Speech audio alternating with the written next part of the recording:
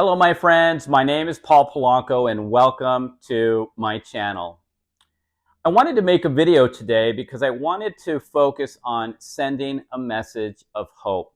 And what really prompted me to make this video is I've gotten so many messages these past couple of weeks, more than I normally do, about how difficult the healing journey has been for them.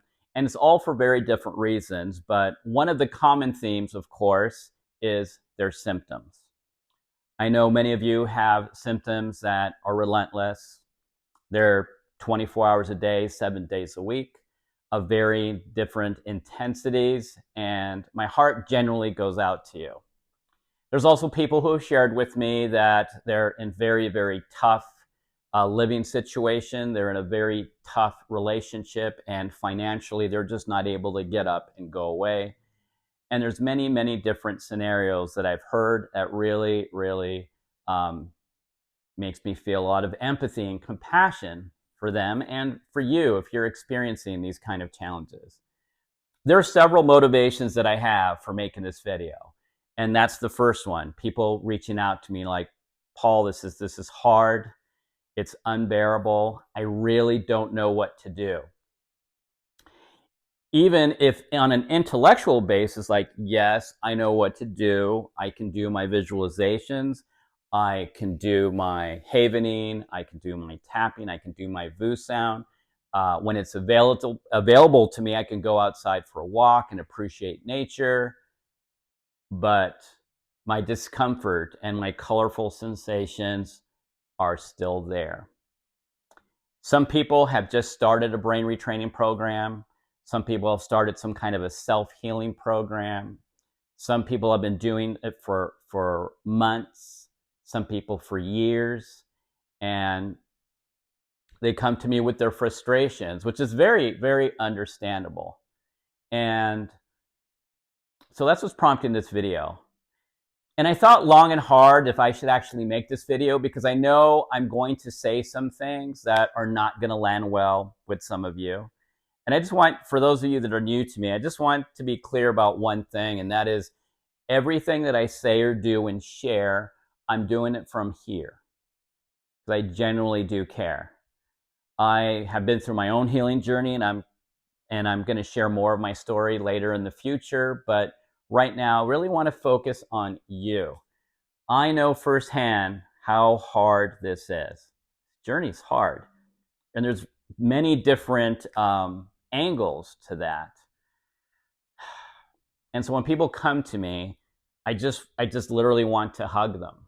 I literally want to reach through the phone and I just want to hug you, almost as if I want to go back in time and I want to go back to my past self and I want to hug the younger version of me. Paul, it's going to be okay.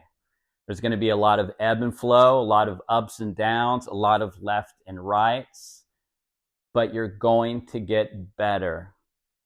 Just don't stop. Now, I am going to share a few symptoms with you. So if that's not available to you to listen to, fast forward about a minute. But I do think it's important because often what people see when they see me, sometimes, and I know they're not coming from a bad place when they say this, but sometimes they'll be like, well, look at you, Paul. I don't think you had it as bad as I did, or you don't really understand what I'm going through because of these reasons. I totally understand that. I don't take that personally at all. Not anymore. I used to years ago, but I don't anymore because I really do understand how difficult this is. But people often see me, Paul, you're at these dance parties, you're dancing, you're doing this, you're doing that. That's great for you, but I don't think that would happen for me. And even though I've shared some of my story in like the DNRS forum and the Primal Trust forum and a couple of other places, I've never really gone into great detail, and I'm not going to here. But I do think it's important for me to really drive home this message of hope is to see where I started. Now, I'm not going to go back 20 years when my symptoms really started, but when they really got really, really bad. So in 2018, I had to go on medical leave for my job, and I got rid of everything, my cars, my belongings, and then I sold whatever I could, and then I moved in with my parents out of state. And I just didn't really understand what was happening to me because I continued to get worse. It didn't matter. I think at that point I had seen over 24 doctors and had gone to the health fairies many times. So it got to the point where I was diagnosed with probably 40 different things. Some of it was Lyme, PTSD, fibromyalgia, chronic pain, tinnitus, extreme food sensitivities, malnutrition, weight loss, and so on and so forth. And my brain and my nervous system had become so hypersensitized that I was lying down in a bed in a dark room every day, 24/7, for many months.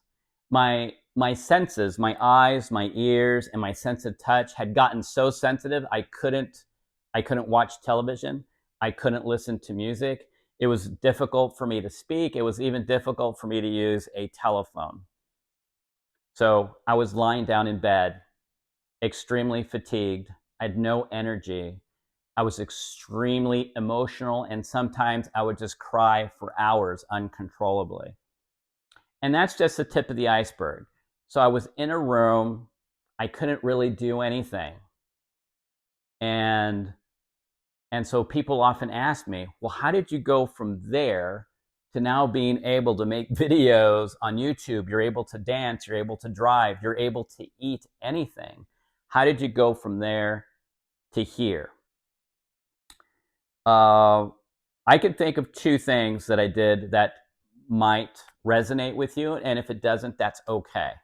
There are many different ways to do this. There's many different paths to healing. The first thing that I did is one night, I was up all night, and at this point, I had not slept for about 3 months. And when I mean not slept, I did not sleep. Maybe I would sleep 5 minutes at a time.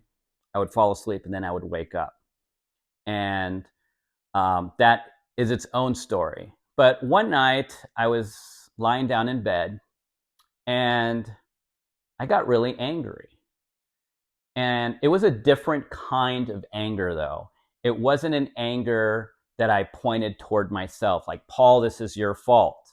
Like, Paul, I'm so disappointed in you. It wasn't that kind of anger. I wasn't angry at my parents. I wasn't angry at anybody at that point. I wasn't angry that I was sick. It was a different kind of anger. And even just thinking about it now kind of almost makes me feel empowered. It was an anger of like, wait a minute. This really sucks. However, I'm letting it beat me. I'm letting what is happening to me beat me. And at that moment, I just came to this realization that if I just lie down here and do nothing, I'm probably not going to get better. So I made a decision. First of all, I made a decision. I did not want my parents to lose a child. I didn't want my siblings to lose their brother. I didn't want my friends to lose their friend, which was me. And at that point, I really only had like about 3 close friends because all my other friends had pretty much ghosted me and stopped talking to me because they didn't know how to deal with me. And at that time, that really hurt, but I did get to a place where I just forgave everybody. It's like, I don't even want to hold any resentments. I don't want that additional load on my nervous system or on my brain. So I got really angry. I said, I'm not going to let this beat me. And I made a decision. I don't know how yet, but I'm going to get better. no matter what it takes. And of course, I didn't know this back then because I had not started DNRS yet. I hadn't started my first brain retraining program yet. But there was a voice that talked back to me and goes, "This is ridiculous, Paul. You're going to be this way the rest of your life. You're not going to get better." And that's when I realized also, wait a minute. There's a part of me that believes that I can get better. There's clearly parts of me that don't believe that I can get better. And so I made a choice. Which thought pattern is going to help my goal of getting better? It's not these voices that are very protective of me. Again, I didn't know that back then. I didn't know that 6 years ago. These very protective voices that didn't want me to be disappointed, are like, no, you're not going to get better. That's when I made a decision. No, I am going to get better. I'm going to figure this out. I don't care what it takes. So that's what prompted that. The second thing that I did that I believe helped me get out of there was, okay, let's be realistic here. I'm lying in bed. I really can't do much. I can't watch TV. I can't watch funny shows. I can't do any of these things. So instead of asking the wrong questions to me back then were like, why is this happening to me? Did I do something wrong? Maybe I did something wrong in a previous life. Maybe this is payback for something that I did. Maybe this is karma. What did I do to deserve this? Instead of asking those questions, I started forcing myself to focus on more supportive questions. Questions like, okay, I have very limited capacity right now. So what can I do? I made a mental list because I really couldn't write back then. So I've just made a mental list. What can I do? Okay, I can think sometimes. I can talk a little bit. And I certainly can focus on things. I can certainly focus on things. And so that's where I started. Another thing that I remembered clearly was my arms and my legs felt very heavy, like they weighed 100 pounds each. Like I literally felt like I weighed a ton. And so lifting my arm just took too much effort. And if I did too much, it would cause this feeling of malaise. So I started by just doing this, lifting my fingers and just wiggling them. Even if it was just for 3 seconds, I would wiggle my toes and I would just wiggle my fingers, and I would move my eyes slowly from left to right, just slowly. And so since I knew I could think sometimes and I knew I could talk sometimes, I started saying affirmations like, Paul, you're going to get better. You're fine. And of course, many parts of me did not believe that. But I knew, one thing that I knew from neuroscience is that if you tell your brain something over and over and over again, it may resist it, may not believe it, but eventually there will be a part of your brain that will believe what you are telling it. And this is why one of the foundations of neuroplasticity change is repetition. And so I was introduced to DNRS in 2018, but I was not at a place in my journey yet to receive it, meaning that the naturopath who had posted it on his Facebook page, I looked at it, I researched it a little bit, and I said, this looks like a scam. And the testimonials don't sound real. They're all probably paid. They're all probably paid actors. That's really what my thoughts were. But I continued to get worse. And so in 2020, when I saw him post again about DNRS and how it helped many of his patients, I said, you know what? This is probably a hint from the universe. And I really didn't believe that. But when you're suffering for long periods of time, it's pretty amazing. One of two things generally happen. Your mind closes off to all possibilities, or it starts to open to more possibilities. And at that point, it's like I'm not being inspired by anything or anyone. It's really desperation that drove me. Okay, I'll do whatever, because I'd already made a decision. I'm going to commit to myself that I'm going to get well no matter what it takes. And so it took me about a month to go through the DNRS DVDs because I could only watch them a few minutes at a time. And then even after that, I would have to replay them because one of my issues with my limbic system imbalances is that I had a very poor memory. And there were even times where I would forget my own name. I would forget why and where I was. And it would happen for a few seconds, and then I would snap back into it. I'm like, I don't even know what that is, but there must be a reason why my body's doing this. And so so that's what got me going. I started talking to myself. I started praying, and I prayed because it brought me comfort. I really tried my best to refocus on things that brought me comfort. I had a stuffed animal, and I held on to that stuffed animal like for dear life. That's that teddy bear named Bruno, and then I found another one named Felix. Those two brought me a lot of comfort. Those were my anchors. DNRS, that brain retraining program, also became my anchor. And I know DNRS is not for everyone, but for me, it is exactly what I needed at that time. I needed their structure.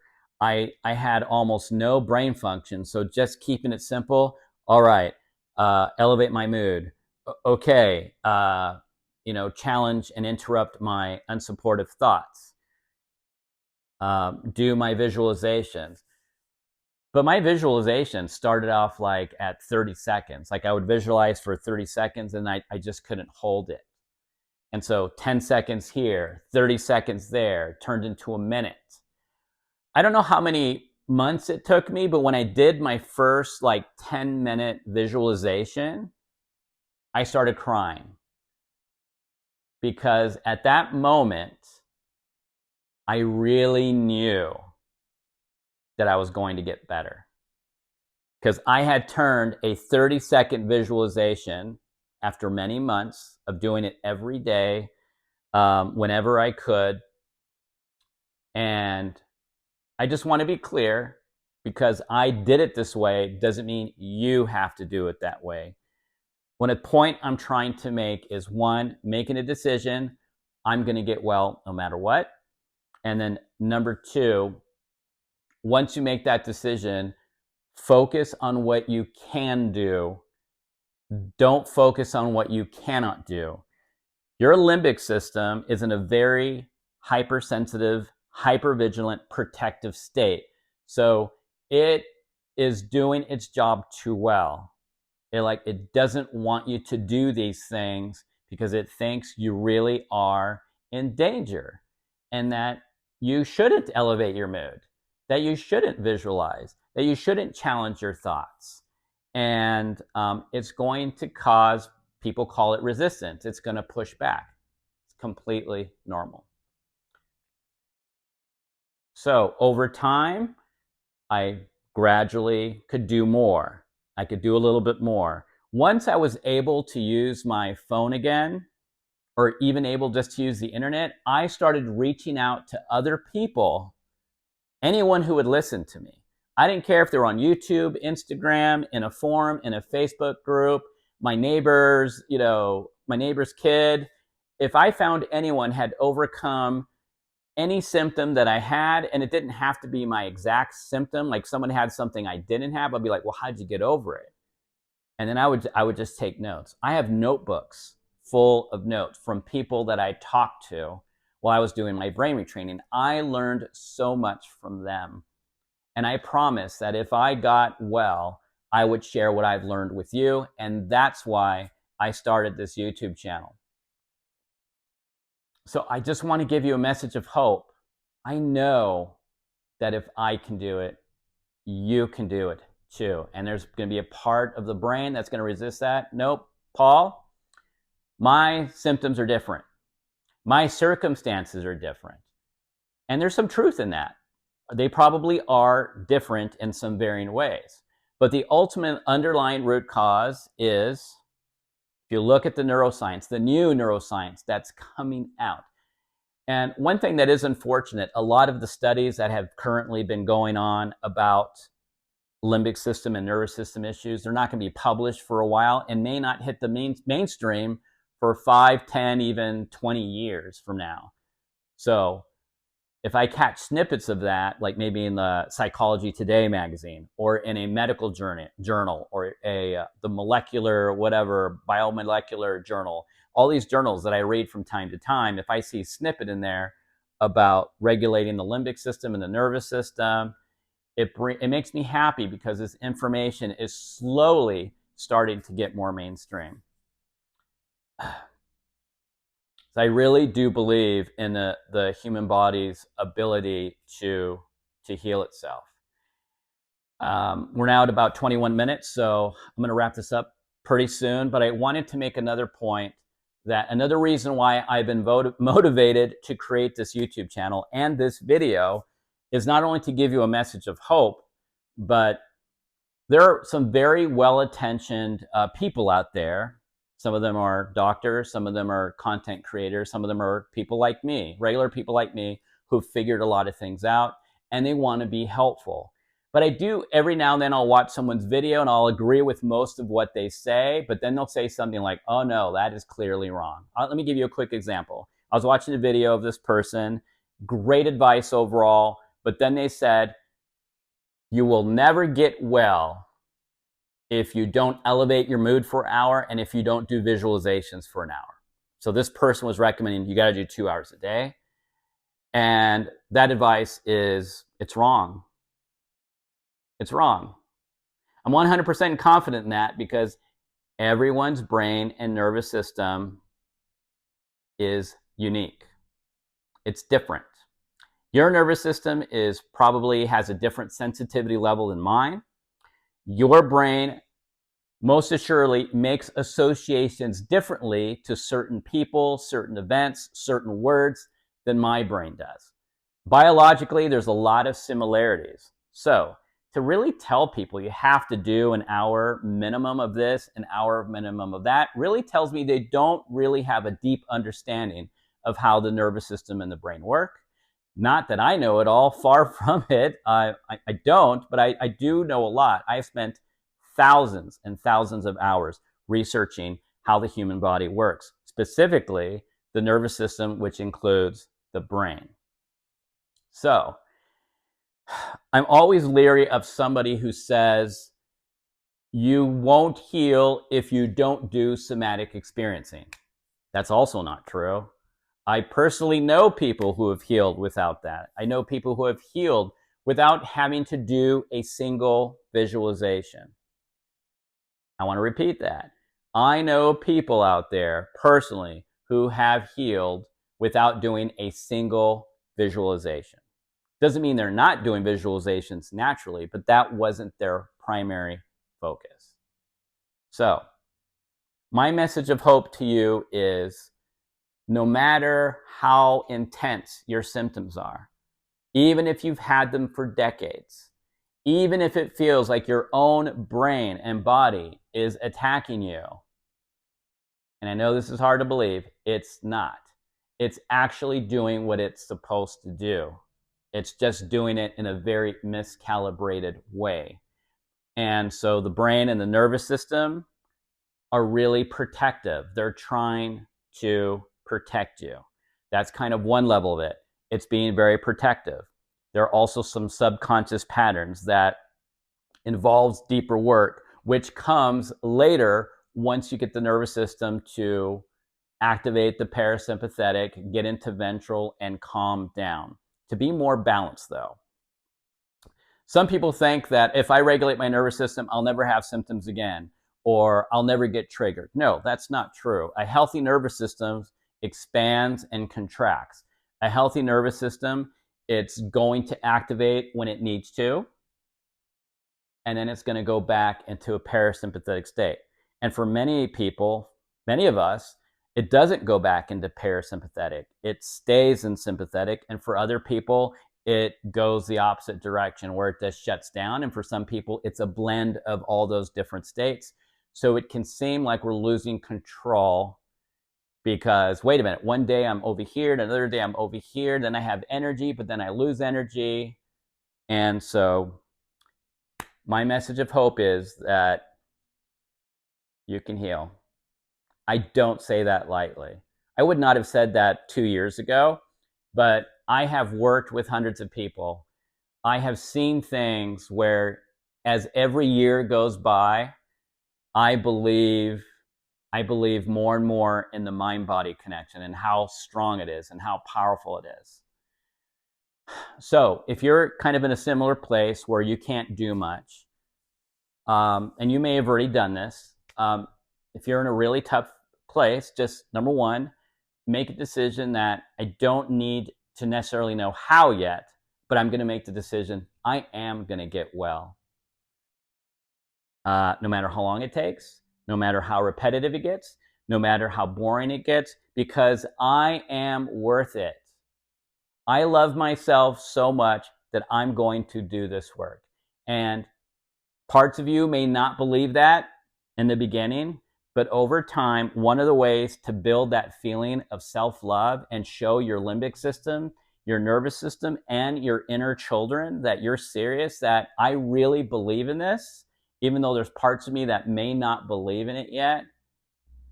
So find your anchor. My anchor was my family. I didn't want them to lose me. My other anchor was believing in something greater than myself. My third anchor was the neuroscience. That was another anchor for me. Like, okay, we know, this is not my opinion, we know for a fact that the brain is neuroplastic, which means it can change. It's changing every day. Our nervous system is also plastic, and it can also change. And so it's slowly and gradually being aware of our thoughts, our behaviors. Is this thought, behavior, or emotional state, is it helping me? Is it supportive? If the answer is no, it's probably a pattern that needs to be changed. It's not going to change overnight, but it will change if we focus on changing it. Now, I want to focus on emotions for a second, because emotions are a little tricky, because sometimes we're in such a dysregulated state, we can't even tell the difference. Is this a genuine emotion, or is this just my brain being overprotected? Because one of the things that happens with nervous system dysregulation that affects the limbic system is that it affects our endocrine system. It affects our hormones. It affects the chemicals. It affects how our brain, does it make dopamine? Does it make GABA, oxytocin, adrenaline, cortisol? And that can get really wacky. So if your mood feels all over the place, if you're crying and don't know why, it's your brain. It's your limbic system. It's your nervous system. And so the way to change that over time is to use the tools that resonate with you. For some people, it's brain retraining, whether that's visualization or closing our eyes and putting our hand on our heart and our belly and just pausing and taking deep breaths in through the nose and exhaling to the mouth for 3 minutes, 5 minutes, 10 minutes, 15 minutes, to really try and activate that parasympathetic response if we're in a kind of anxious state. And then just doing that throughout the day. And whatever is available to you. For some people, it's music. For some people, it's crossword puzzles. For some people, it's going outside for a walk, playing with a pet, looking at a plant. And if you're bedbound, can you listen to nature sounds on YouTube? Maybe not even watch them, but listen to them. Are you by a window? Are there any trees that you can look at and just focus on their colors, their shape, their textures? If you can only do it for 3 seconds, that's okay. You start at 3 seconds, you build up to 5 seconds. You take that 5 seconds and you build it up to 7. And if on Tuesday you were able to do 12 seconds, but on Wednesday you're only able to do 3 seconds at a time. Don't let your brain, your own brain, try and beat you up and make you feel guilty. Because I would tell my brain, nope, that's not how this works, buddy. Some people give their brain nicknames. I called mine Buddy. You don't have to, obviously, but I called my brain Buddy because it reminded me that he was my ally and not my adversary. For so long, I thought my brain was attacking me. I'm like, oh my gosh, why are you doing this to me? When in reality, it was actually being overprotective.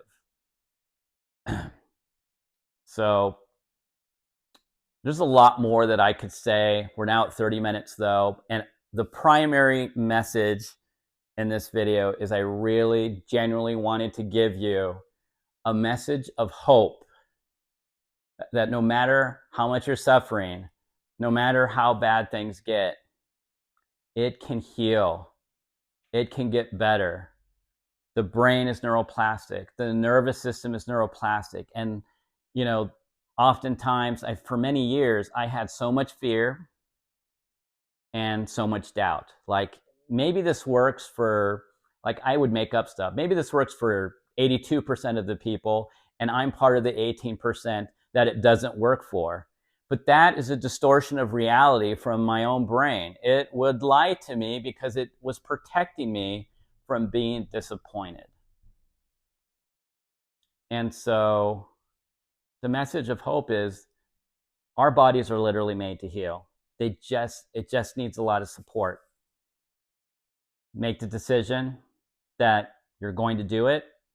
You may not know the how yet, but you're going to figure out the how by reaching out to people, or by studying, or by watching videos, or by really just focusing on elevating your mood throughout the day in a way that aligns and resonates with you. And of course, on these topics, I'm going to go deeper into them. I'm going to make more videos starting next year. I'm going to make a lot more videos to really break down how you can really do these things. And so this is my message of hope for you today. And there was another thing I really wanted to share. And so, like, if you're watching a video, even if it's for me, if you're watching a video and it doesn't make sense for you, then don't listen to it. Do things that make sense to you. Do things that resonate with you, and realize that, you know, a lot of people think they need 20 different tools in order to heal. But how many tools do you really need to really get momentum going? One. Just one. Maybe you start off with listening to music. That's it. Maybe you start off with the hand on your chest and hand on your belly and just pausing. Maybe you start with 1-minute visualizations, and that's all you do throughout the day. Maybe you do 2 a day. That's because that's where your starting off point is. This is why I'm really, I get a little irked when someone says, you have to do this. You have to do an hour of visualizations. There are still people out there, coaches even, experts, who say, you have to do this for an hour a day to get well. You have to do this for 90 minutes. It's like, wait a minute, what about the 500 other tools that are out there that people can use? Again, it could be as simple as doing a crossword puzzle, because you're having your brain focus on something else. Your brain wants to go over here, and you're like, brain, I get it. I know you want to protect me, but I want to go over here. And in my opinion, true healing does take time, because our symptoms are a result of many different things, but one of the primary drivers, in my opinion, are the things that we learned during the first few years of our life. Our brain learns protective mechanisms. It learns it from our parents, from other people, from people at school, our teachers, and our brain really, really picks up on these patterns. And they might protect us when we were 4 years old, but they're not protecting us now as an adult. And so you have the power to change that. And it may not feel that way because of where you're at today. But one thing I do promise you is your brain can change and your nervous system can change. and you can be the leader of those changes. And that's how you get back your power. And that's how you start building momentum. One of the common things that people talk about is symptoms. And understandably so, they're there. Some people advise to ignore them. I don't ever advise that. You can't ignore them. There's some people who have the ability to do that, but most people don't. And if the symptoms are there 24 hours a day, 7 days a week, or if they're really intense, you can't ignore them. So I understand the focus on wanting to be on symptoms, but if we do focus on them, we're telling our brain they're important. And what we want to do is we don't want to ignore them. That's not possible. We want to try and feel neutral about them. Okay, I have symptoms. They're being caused by my nervous system and my brain. It's being caused by my brain wanting to protect me from things that happened to me in the past. And so it's making decisions on my present moment using those things from the past. And so I can change those things. I have the power to change those things. And so some of these patterns we've had for decades, years, decades. And so it's going to take time for that to change. And ultimately, know that if you are consistent with your daily practice, the brain literally has no choice to change. And oftentimes the brain will give the most resistance when there's about to be a big shift. The brain is kind of like its last ditch effort. Some people call these extinction bursts. You can look up extinction bursts. Sometimes the brain's like, all right, there's different theories on why the brain does that. One of them is the brain's testing you. Okay, does Paul really believe in brain retraining? Does Paul really believe in somatics? Does Paul really believe in what he's doing? I'm going to test him. Boom. All right, we get into an ebb. It's uncomfortable. It really sucks. But I know it's my brain testing me. I know it's my brain thinking that what is familiar is safe, so it's creating an ebb. And I remind myself that during an ebb, which some people call flare-ups, during an ebb, that is when the brain is most neuroplastic, which just means its ability to learn has just gone sky high. So I made it a point during my ebbs that, okay, I'm going to do what I can because I really want to teach my brain that I'm not in danger, that I'm actually okay, and that I really don't need this ebb. I really don't. And so that's my message of hope to you today, that my starting point was here and now I'm here.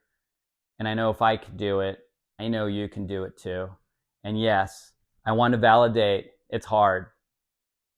It's hard. It's the hardest thing I've ever had to do. It's the hardest thing I've ever had to do. And some people might disagree with me. You shouldn't say that. It's gonna trigger someone. Again, not my intention to trigger anyone. I just think sometimes it's important to be real with people. Not all the time, because sometimes they may not have the capacity for that. But it's true. This is hard. To get your brain and nervous system to think you're safe, that you're okay, when you clearly have a lot of stuff going on in your own body and in your life, and it can be overwhelming. And the way you do it is little by little. Every single day when I woke up, I made a decision.